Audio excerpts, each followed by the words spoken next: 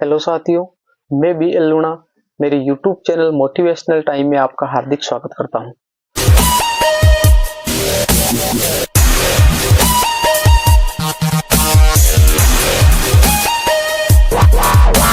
आज हम इस वीडियो में बात करेंगे कि जो हमारी जो एक वैल्यू है, इज्जत है, जो ब्रांड वैल्यू है, वो किस प्रकार हम बढ़ाएं।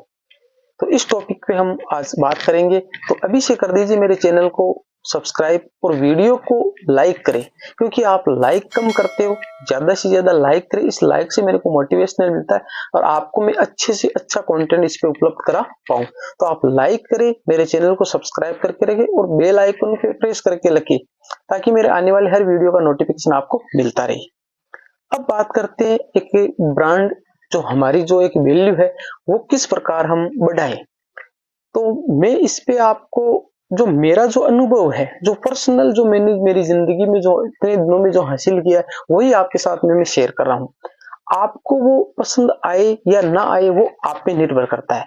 अगर आपको पसंद ना आए तो आप वीडियो को डिसलाइक कर सकते हो। अगर आपको पसंद आए और मेरे विचारों से आपके कुछ भी चेंजेस होता है, कुछ भी आपको परिवर्तन मिलता है, तो आप वीडियो को लाइक जरूर करें। अब उदाहरण की बात यह है कि मैं जो पहले था और अभी हूं, उसके बारे में हम तुलना करें कि पहले क्या था कि मैं एक स्कूल में पढ़ाने के लिए जा रहा था। तो वहां पढ़ाते हुए मेरे दिमाग में एक विचार आया, और आदमी है, आदमी का जो दिमाग है उसमें विचार आना स्वाभाविक है और आना भी चाहिए। यानी जो विचार नहीं आएंगे तो एक निष्क्रिय हो जाएगा। तो विचार आना कुछ क्या आपके लिए फायदेमंद है, क्या आपके लिए घाटे का सौदा है, इस पे आपको विचार करना बहुत जरूरी है। तो विचार ये आया कि वहां पर क्या था कि स्कूल के अंदर मैं एक दिन बैठा हुआ था, जैसे एक शादी का एक इनविटेशन आया।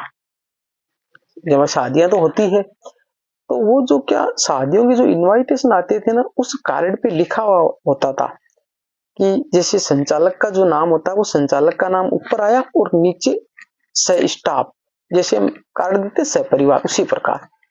तो मैंने विचार किया, अब सह परिवार का मतलब है कि हमारे को वहां जाना है। वैसा इसमें जो सह स्टाफ का नाम आया है, वह स्टाफ सही थे, तो स्टाफ को भी वहां पर जाना है। और जाहिर सी बात है कि पूरे स्टाफ का नाम कार्ड में नहीं लिख सकते हैं, ये भी हमें पता है। पर इसमें क्या कि मेरे दिमाग में ये विचार आया कि भाई जैसे नाम संचालक का है, हम भी जाएंगे। तो एक अकेला संचालक ही वहां पर, जैसे भाई जो हम वो वाहन वगैरह जो आप वहां पर लेके आते हैं ना, तो वो संचालक अपना ही नाम नहीं लिखवाता है ना, वो स्कूल का नाम लिखवाता है, वो अपना पर्सनल नाम लिखवाता है। और हम जब जाते हैं तो हम अपने हिसाब से नाम लिखवा के आते हैं वहां पर, भाई अपने हिसाब से देते हैं, हमारा भी तो कुछ फर्ज बनता है। और ये स्वाभाविक सी बात है, हो गया। पर मेरे को ऐसा लगा कि यार यहाँ पर हमारी कोई एक वैल्यू नहीं है, हमारी कोई यहाँ पर इज्जत नहीं है, क्योंकि जो संचालक है उसकी इज्जत बन रही है। भाई मैं बार बार प्राइवेट स्कूल के बारे में आपको बता रहा हूँ। तो मेरा मतलब ना तो प्राइवेट स्कूल को नीचा दिखाना है, ना ही उसको ऊपर उठाना है। ये मेरा जो पर्सनल अनुभव है, क्योंकि मैंने जो प्राइवेट स्कूल में जाके जो अनुभव लिया है वो आपके साथ में शेयर कर रहा हूँ। तो इसमें जो प्राइवेट स्कूल वाले जो संचालक है वो सोच लेंगे भाई बार बार ये प्राइवेट स्कूल के बारे में बातें कर रहा है कि प्राइवेट स्कूल में नहीं जाना चाहिए।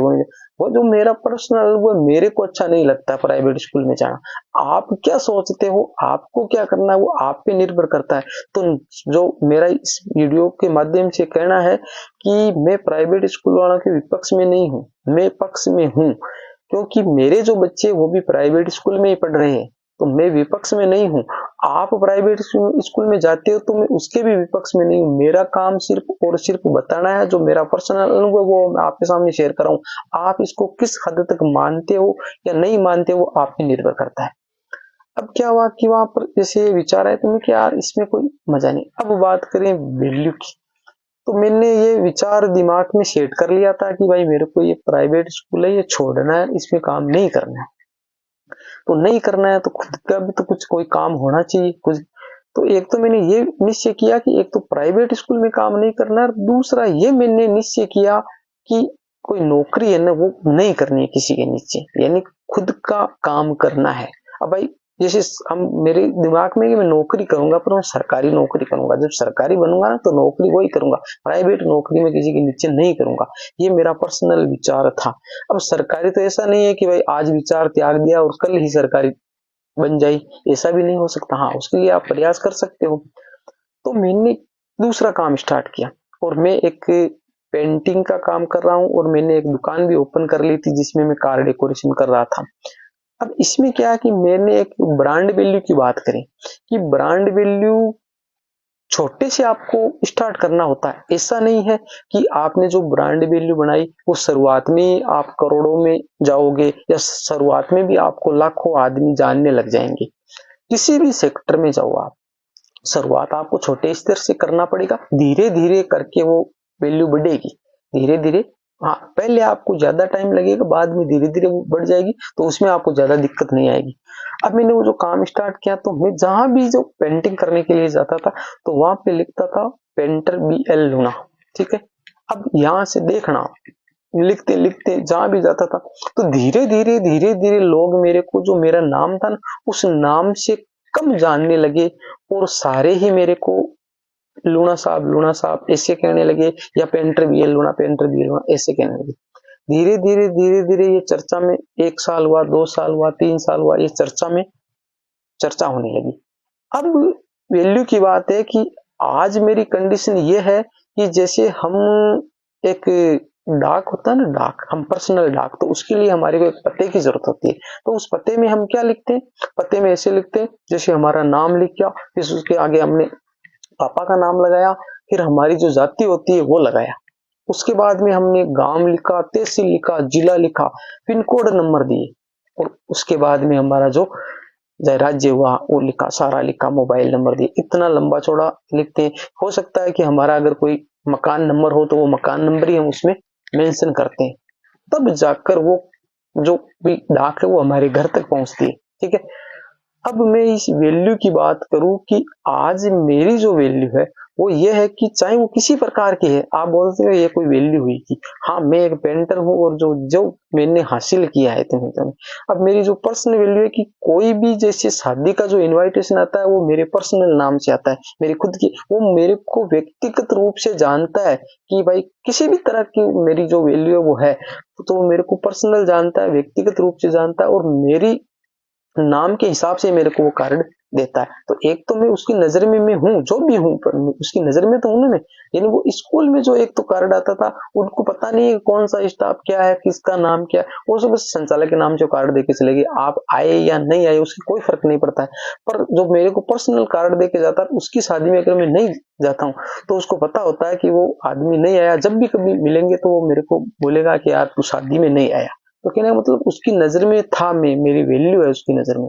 दूसरी बात, वो कार्ड की बात, सॉरी, वो डाक की बात करें तो उसमें आज मेरी ये है वैल्यू कि ना तो मेरे को आगे जात लगानी पड़ती है, ना मेरे को आगे मकान नंबर लगाना पड़ता है, ना मेरे को आगे पापा का नाम लगाना पड़ता है। मैं सिर्फ इतना ही लिखता हूँ, जो पता है ना उसमें सिर्फ इतना लिखता हूँ, BL लूना, BL लूना, और उसमें ही लिखता हूँ मुकाम पोस्ट जो मेरा है वो, और उसके अंदर मैंने तहसील और वो लिखा और पिन कोड नंबर।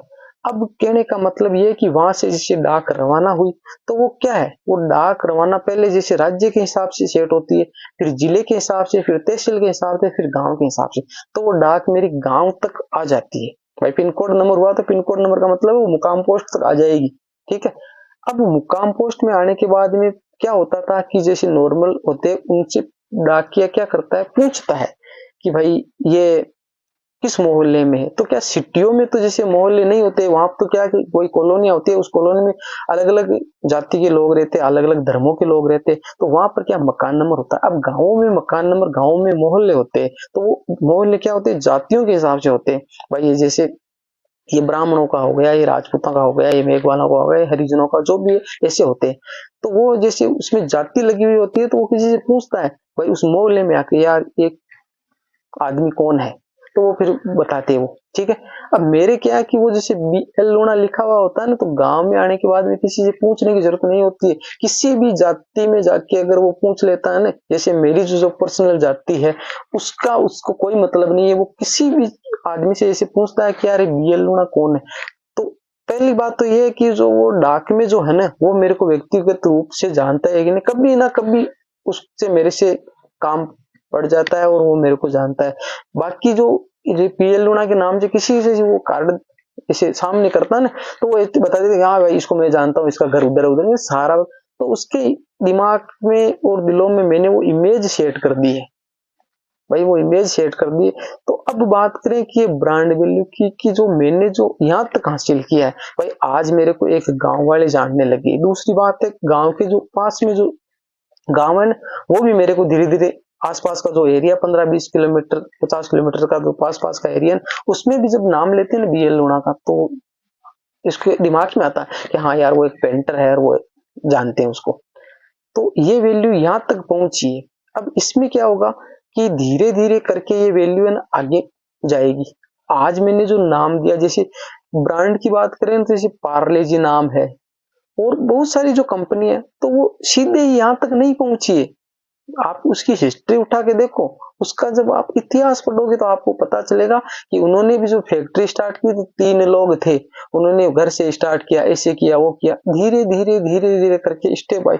तो आज मैंने जो काम स्टार्ट किया, आज मैंने जो वैल्यू बनाई है, अब जैसे बीएल लूणा मेरे जो मोटिवेशनल टाइम के नाम से मैंने जो चैनल बनाया उसके आगे भी बीएल लूणा लगा हुआ है। तो ये जो बीएल लूणा के नाम से मैंने जो एक लोगो तैयार किया है, जो ब्रांड बनाया है, इस ब्रांड को मैं धीरे धीरे करके यानी आगे तक ले जाऊंगा। तो इसमें टाइम जरूर लगेगा पर ये आगे तक, तो इसी प्रकार मैं आपको जो समझाना चाह रहा हूँ उसके बारे में आप समझिए कि मैं ये समझाना चाह रहा हूँ कि आप भी कुछ ना कुछ एक वैल्यू आप क्रिएट करें अपनी। कुछ आपको किसी सेक्टर में हो सकती है, जरूरी नहीं है आप इस सेक्टर में आए, कुछ भी, पर ऐसी वैल्यू मत बनाइए कि वो किसी दूसरे के नाम से आपको पहचाने। यानी कहीं पे भी जाओ आप, तो वो चाहे आप काम कोई सा भी करो, पर वो जो काम है ना उस काम के हिसाब से या जो कोई प्रोडक्ट है आपके उस हिसाब से आपको जाने। वो आपको किसी दूसरे का सहारा नहीं लेना पड़े कि आपको जैसे कहीं भी जैसे किसी ऑफिस में जाते हो तो वहां जाकर आपको ऐसे बताना पड़े कि भाई वो आदमी ने उसका मैं हूँ, रिश्तेदार हूँ, वो हूँ। यानी खुद की वैल्यू है वो आप धीरे धीरे बनाइए, खुद की वैल्यू होना जरूरी है। तो ये जो मेरे कुछ पर्सनल जो विचार थे, मेरा जो पर्सनल अनुभव था, वो मैंने आपके सामने शेयर किया है। कितना आपको पसंद आया, कितना आप इसको अप्लाई करोगे, मेरे को कमेंट बॉक्स में जरूर बताइए। और अगर आपको वीडियो पसंद आई है तो वीडियो को लाइक करें, मेरे चैनल को सब्सक्राइब करें। मिलते हैं इसी तरह की एक नई वीडियो के साथ में, तब तक के लिए जय भीम, जय भारत।